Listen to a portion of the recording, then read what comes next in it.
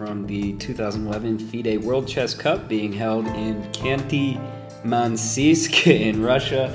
And this is a game between Gata Kamsky of the US and Nepomniachtchi of Russia. And so anybody unfamiliar with Nepomniachtchi, I think he won the, I want to say the 2010 European Championship and also maybe the 2011 Russian Championship as well. So this guy really playing well. I think he's very young. I think he's like 22. So anyway, Kamsky, the veteran, and Nepomniachtchi definitely plays the Grunfeld a good amount. Very active, very sharp opening, extremely topical at the top level these days. And Kamsky definitely knows some theory on it. So c5 is played, knight e2, and Nepomniachtchi played knight c6. An interesting, I believe, castle's also an option. Knight c6 makes sense, put some pressure on the center. And after bishop e3, I believe, I saw my buddy show me this one time, buddy of mine, Richard Francisco, this b5 move here. The idea is that white can't take because of queen a5. So b5, trying to gain some early space. Thought it was pretty interesting. Anyway, Nepomniachtchi castles, and queen c7. So pretty standard stuff as far as the Grunfeld goes. You know, white's got the big pawn center, and black is putting a lot of pressure on it. So a6, looking to maybe gain a little space on the queen side. Bishop f4. It's pretty good time to do that, I suppose. I mean, also possible, you know, a4, but it's going to create some some weak squares. a4 to stop b5. So bishop f4 was interesting. Nepomniachtchi queen to a5 and bishop d5. So Kamsky, bishop d5 is a pretty interesting move, but it makes a lot of sense. I mean, the knight, he plays bishop f4 to evict the queen, and then just bishop d5, putting some pressure on that knight. So pawn takes and bishop g4.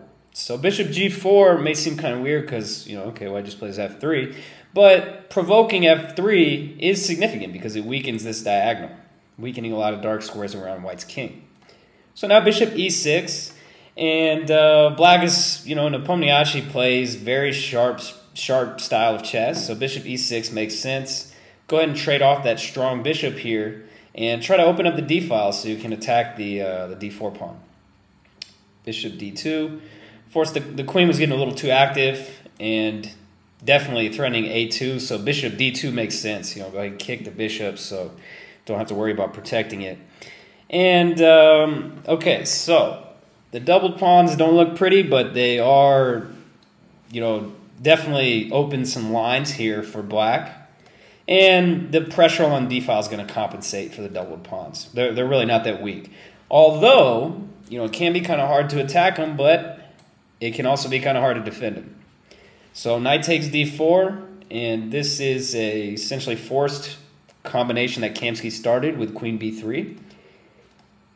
And the end of the combination, I don't know what happened here because it seems like this wasn't really that crazy.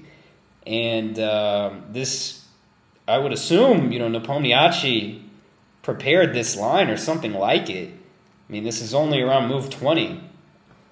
And really with the bishop g4 and then bishop back to e6 idea, this was kind of forced. And I don't know how he missed this. Kamsky just plays rook c1 and goes into a very good endgame. So it essentially forces queen d7. I mean, you can't move the queen back. Just rook c8 is going to win the queen. I don't know. I mean, queen to a5 doesn't really make much sense. Queen d6 makes sense. I mean, the problem is after check and queen takes b7, I mean, this is the last place you want to be against Kamsky. The guy is just, he makes a living off grinding people down. Anyone, 2,700, could be just, you know, 2,300, doesn't matter. He grinds everybody down. So this is very tough to defend. It seems like black, you know, he's got some compensation for the moment in that, you know, he's got some active pieces, some good coordination, but just rook d1 just gets rid of that. So queen d4, I mean, he's still got, you know, he controls the d file, But the problem is the e5 pawn is weak, the a6 pawn is weak, and potentially h7 could be weak too. So he's got 3 weaknesses. His king is weak as well. So he's got all these weaknesses, and White's king is perfectly safe. There's no way for Black to mount a counterattack. So Kamsky plays queen e6, which essentially forces a trade of queens. So he just simplified all the pieces off. And now it's just child's play. How he plays, it looks like it. So he starts with h4, gains some space for the king to come out. And h4, maybe he wants to play h5 later to start weakening up, soften those kingside pawns. So h4 does allow rook d2. But after rook c1, Black, he wins the pawn for the time being, but the problem is all these weaknesses. It's very tough. There's the rule of 2 weaknesses, and Black has 3. A6, e5, and h7, he's going to have to defend all of them, and it's going to be very tough. And White doesn't have any weaknesses. Perfect pawn structure. So, king f6, Nepomniachtchi played here. I mean, what else is he going to do? I mean, king h6, just going to corral the e5 pawn. That's going to be pretty easy for White. So, yeah, I mean, king f6, what else can you do? So, now Black still has the 3 weaknesses. But he's got the a pawn. He's marching the a pawn down. So, White coming up with the king. And a nice little check here by Kamsky, not allowing Black any counterplay. If the king could get around here, maybe Black could be trying something. So Kamsky stops it with a check, also fixing that pawn. And man, this is just tough for Black. I mean, I don't really think he can defend rook e6. Kamsky's too good. He's too accurate. So goes ahead and picks up that pawn, rook a5 in the nick of time, and f4, just getting these pawns ready to go. Also threatening rook a6 check, and then e5 would probably be the move order.